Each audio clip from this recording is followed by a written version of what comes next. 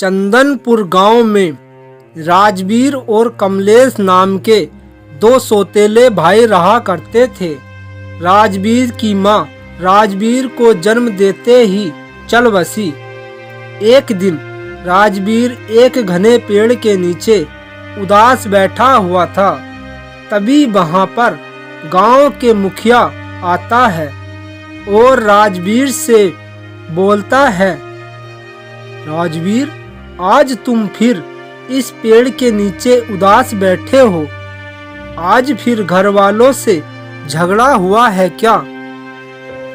मुखिया की बात सुनकर राजवीर उदास होता हुआ बोला, अब मैं क्या बताऊं मुखिया जी, आप तो जानते ही हो, मेरे जन्म लेते ही मेरी माँ चल बसी।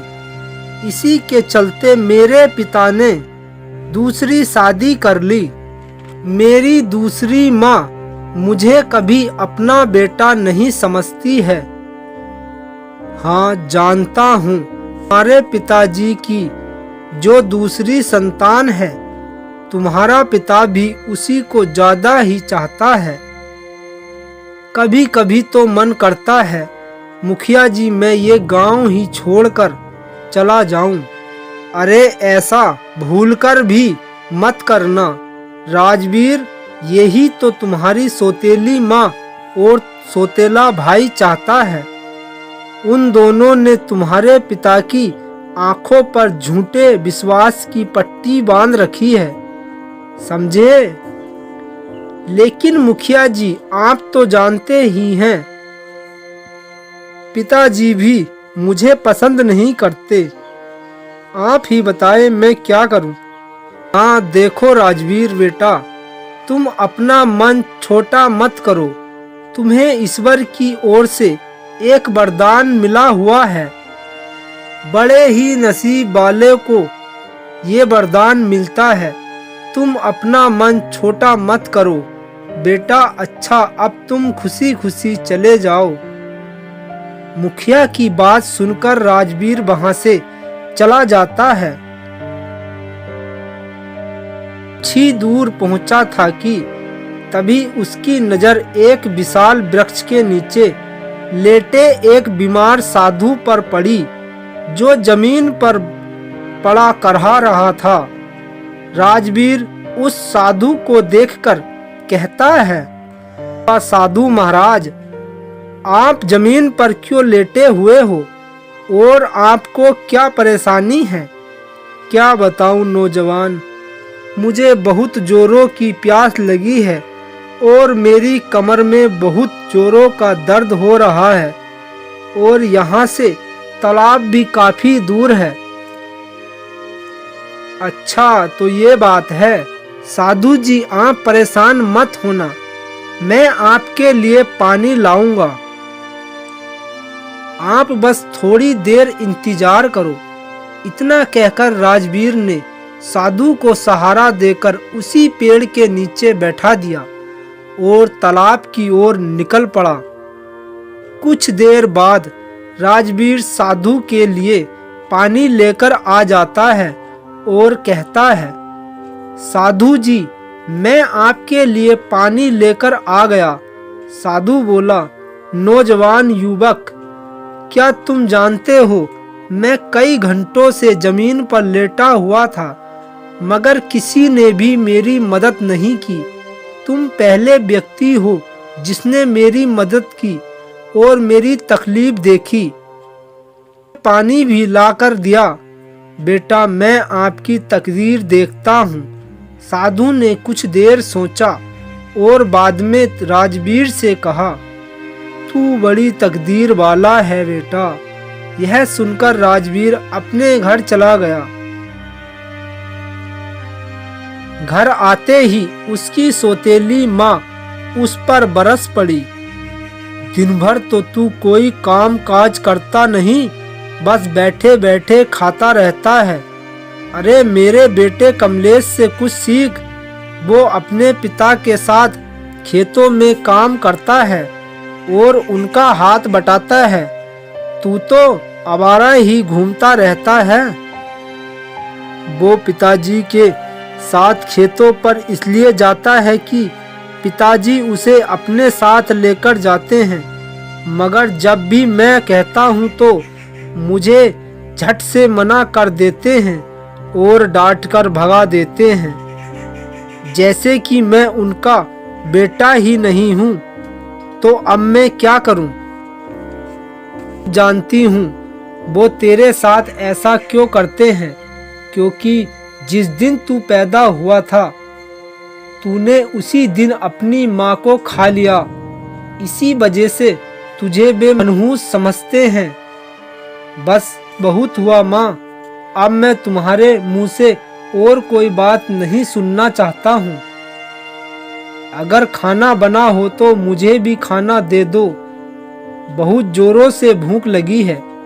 खबरदार जो मुझे माँ कहा तो मैं तुम्हारी माँ नहीं लगती। मेरा सिर्फ एक ही बेटा है और वो है कमलेश। तो ठीक है माँ, मैं अब जा रहा हूँ।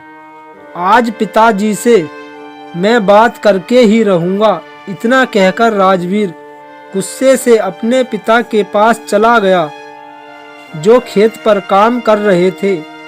वहाँ उसका सौतेला भाई भी अपने पिता के साथ बैठा था। राजवीर पहुंचकर बोला, पिताजी, आज आपको बताना ही होगा कि आप मुझे कमलेश की तरह प्यार क्यों नहीं करते हो, क्यों मुझे खेत में काम करने नहीं देते हो। तुम्हारी परवरिश करना मेरी मजबूरी थी। अब तुम बड़े हो गए हो। तुमने पैदा होते ही अपनी माँ को मुझसे छीन लिया। तभी वहाँ पर वही साधु आता है जिसकी राजवीर ने कुछ देर पहले मदद की थी और कहता है, तुम जिस पुत्र को मनहूस बोल रहे हो, तुम्हें पता भी है ये कितनी तकदीर वाला है। ये तकदीर वाला वो कैसे? वो तो तुम्हें समय आने पर पता ही चल जाएगा। राजवीर बेटा, तुम हिम्मत से काम लो, घबराना मत। जो तुम्हें बुरा कहते हैं वही तुम्हारी प्रशंसा करेंगे। राजवीर जल्दी उठकर उदास मन से जंगल के रास्ते होता हुआ जा रहा था। तभी राजवीर के सामने से एक बूढ़ी माँ आती दिखाई देती है। अरे बेटा, तुम कहाँ जा रहे हो? क्या मेरी मदद कर सकते हो? जी दादी माँ, बिल्कुल, मैं आपकी किस तरह से मदद कर सकता हूँ? बेटा, मैं रास्ता भटक गई हूँ, क्या मुझे सही रास्ता दिखा सकते हो? हाँ दादी माँ, क्यों नहीं, मगर दादी माँ, आप अकेले यहाँ कैसे पहुँचे? बेटा, मेरा इस दुनिया में कोई भी सहारा नहीं है। मेरे पास बहुत धन दौलत है। मेरे पास बड़े बड़े जमींदार मदद मांगने आते हैं, मगर मैंने कभी किसी को खाली हाथ नहीं भेजा। फिर भी बेटा, पता नहीं मालिक को मुझ पर तरस क्यों नहीं आता। कोई मेरा बुढ़ापे का सहारा ही नहीं है। छोड़ो बेटा, मैं भी आपको ये सब क्यों बता रही हूँ। मगर बेटा, तुम इतने उदास से क्यों दिखते हो? क्या कोई मुसीबत में हो? हाँ दादी माँ, मैं भी किस्मत का मारा हूँ। फिर राजवीर ने दादी माँ को सारी बात बताई। फिर दादी बोली, अच्छा बेटा, तो तुम मेरे साथ मेरे पुत्र के रूप में चलो और मेरी संपत्ति का इकलौता वारिस कहलाओगे। राजवीर कुछ देर तक सोचता है और कहता है, ठीक है दादी माँ, वैसे भी मेरी चिंता करने वाला है ही कौन जिसके बारे में मैं इतनी चिंता करूं। और दोनों चले जाते हैं। उधर कमलेश और उसके पापा दोनों खेत पर जाने के लिए तैयार होते हैं। तभी, अरे बेटा कमलेश, जरा मेरी तबीयत खराब है, आज तुम ही खेत पर चले जाओ और बचा हुआ काम पूरा कर देना। नहीं पिताजी, मेरी भी तबीयत जरा कुछ खराब सी नजर आती है। ऐसा करते हैं, कल दोनों ही चलेंगे। राजबीर कहाँ है? उसको ही भेज दो। पिताजी, राजबीर तो पिछले 2 दिनों से घर ही नहीं आया। अच्छा, कहाँ चला गया? उसको तो अपने घर के बारे में कहाँ चिंता है। ठीक है फिर। कुछ दिन बीतने के बाद गांव में बारिश ही नहीं हुई, जिसके कारण फसल भी नहीं हुई और घर का सारा अनाज भी खत्म हो गया। एक दिन अब क्या होगा जी? घर का सारा राशन पानी भी खत्म हो गया। आज शाम का खाने का इंतजाम तो करना ही पड़ेगा। अच्छा, मैं मुखिया जी से कुछ मदद मांग कर आता हूँ। मुझे पता है मुखिया जी ही मदद कर सकते हैं। मुखिया एक पेड़ के नीचे बैठा था। मुखिया जी, राम राम। राम राम भाई, और बताइए रामलाल, कैसे आना हुआ? मुखिया जी, आपसे कुछ मदद की उम्मीद लेकर आया हूँ। बताओ रामलाल, क्या मदद चाहिए? मुझसे जितना हो सकेगा उतनी मदद करूँगा। मुखिया जी, मेरी फसल भी नहीं हुई है और घर का सारा अनाज भी समाप्त हो गया है। आप ही बताइए, मैं क्या करूं? मुझे कुछ अनाज की जरूरत है। अरे रामलाल, आपको शायद पता नहीं है, मेरे पास तो अनाज का एक दाना तक का भी नहीं है। मैं खुद कई दिनों से यह सोच रहा हूँ कि जंगल पार दादी माँ से कुछ मदद मांगकर थोड़ा अनाज ले आऊं, मगर हिम्मत ही काम नहीं कर रही। वो क्यों मुखिया जी? क्योंकि ऐसा मैं पहली बार नहीं करूँगा। ये तो मैं कई बार कर चुका हूँ। बार बार जाना अच्छा नहीं लगता। क्यों ना मैं ही दादी माँ से मदद मांगने के लिए चला जाऊं। ठीक है रामलाल, आप जा सकते हो। रामलाल दादी माँ के पास मदद मांगने के लिए चला जाता है। पता नहीं दादी माँ मदद करेगी या नहीं। जब रामलाल वहां पहुंच जाता है तो क्या देखता है कि उसका वही मनहूस लड़का दादी की सेवा में लगा हुआ था। ये देखकर रामलाल चौंक गया और दादी माँ से कहता है, दादी माँ, मुझे आपसे कुछ मदद चाहिए थी। मैंने आपका बड़ा नाम सुना है। जो भी दादी माँ के घर पर मदद के लिए आता है वह खाली हाथ नहीं जाता।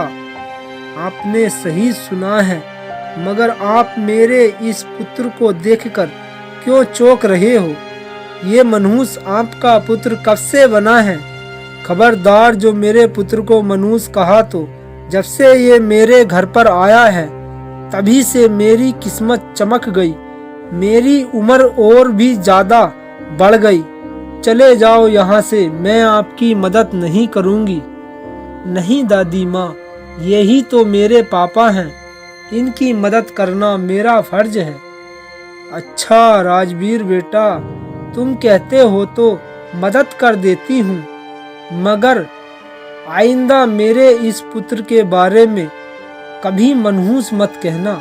ये तो बड़ी तकदीर वाला है। इस बात पर रामलाल को बड़ा पछतावा होता है।